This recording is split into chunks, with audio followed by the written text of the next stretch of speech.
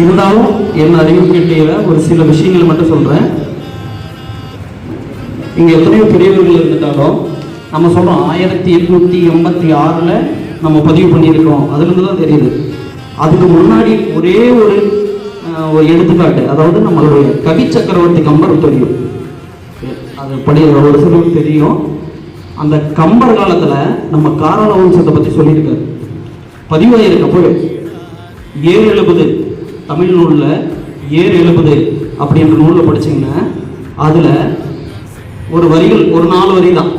என்னன்னா, கார் நடக்கும் படி நடக்கும் காராளந்தமுடி ஏர் நடக்கும் எனில், கார் நடக்கும் படி நடக்கும் காராளந்த ஏர் நடக்கும் எனில் இந்த புவிச்சால் இயலிசை நாடகம் நடக்கும், சீர் நடக்கும் திற நடக்கும் திரவியத்து செயல் நடக்கும், பார் நடக்கும் படை நடக்கும் பசி மட்டும் நடக்காது அப்படின்னு சொல்றாங்க.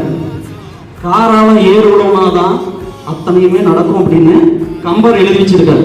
நம்மளோட பெருமை இது அப்பொழுது பதிவுபட்டது, எழுத்துப்பூர்வமாக இருக்கக்கூடிய ஒரு விஷயம். நம்ம காராள பற்றி, நம்ம வம்சத்தை பற்றி எழுத்துப்பூர்வமாக பதிவுபட்டு இன்னைக்கு பாடக புத்தகங்கள் இருக்கக்கூடிய ஒரு விஷயம். நமக்கு அடையாளமான அடையாளம் இருக்கு, காராளத்துக்கு உண்டான அடையாளம் இருக்கு.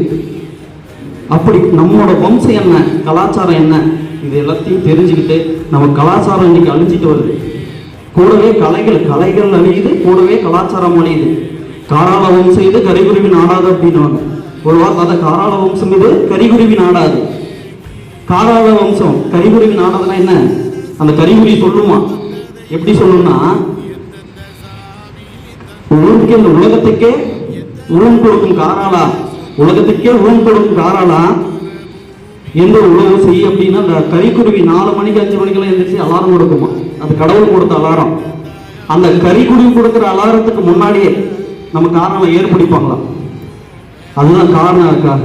அதுதான் சொல்றாங்க கரிகுருவி நாடாது, காராள வம்சம் இது கரிகுருவி நாடாதுன்னு அவரு சாரோட மகன் சொன்ன மாதிரி இதெல்லாம் பதிவு பண்ணணும். அதுக்கு ஒரு நிகழ்ச்சி, கலை நிகழ்ச்சி, கலாச்சார நிகழ்ச்சி, கலை நிகழ்ச்சின்னு ஒவ்வொரு நாட்டையும் வருஷத்துக்கு ஒரு முறையாவது நம்ம பண்ணணும், அதை பதிவு பண்ணணும் என்று சொல்லி வாய்ப்புக்கு நன்றி கூறி விடைபெறுகிறேன். நன்றி, வணக்கம்.